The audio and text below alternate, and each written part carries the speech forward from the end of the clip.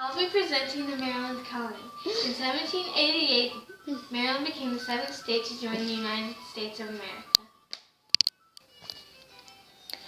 Maryland began as a dream of George Calvert, the first Lord Baltimore. Lord Baltimore was a Catholic living in England in the 1600s. At that time, Catholics could not worship in public. Lord Baltimore wanted a place where Catholics could have better lives. He asked King Charles I of England for a charter to start a new colony in North America. By the time the king granted the charter, Lord Baltimore had died. His son Cecilius Calvert, the second Lord Baltimore, accepted the charter in 1632. He named the colony Maryland. Cecilius Calvert sent his brother Leonard to the Maryland colony. In November 1633, two ships set sail for North America. The Ark and the Dove had a total of 200 passengers.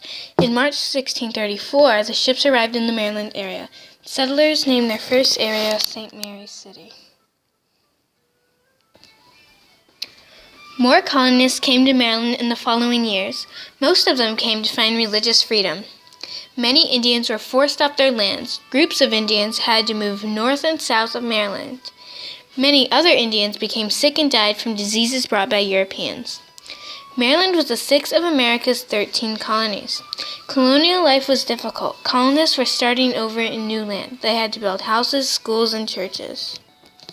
Children helped their parents with work at home. The settlers had to learn to grow new crops. Farmers grew fruits and vegetables to feed their families. They raised pigs and chickens. They also hunted and fished. Maryland settlers were not prepared for life in North America. The settlers discovered they could not grow the same grain crops they grew in England. Settlers also faced new diseases such as yellow fever. The settlers didn't have good medicine to treat these illnesses, and many people died. Fishing was a growing industry in Maryland. People caught fish and seafood in the Chesapeake Bay. They sold the fish and seafood to other colonies and to England. Maryland's land was rich in iron ore. In the early 1700s, colonists built factories to produce iron. People in Maryland's government saw how valuable iron was to the economy, and in 1719 they passed a law to encourage the use of iron. People used iron to make cooking pots, tools, and building supplies. By the 1760s, the 13 American colonies had been settled for at least 150 years.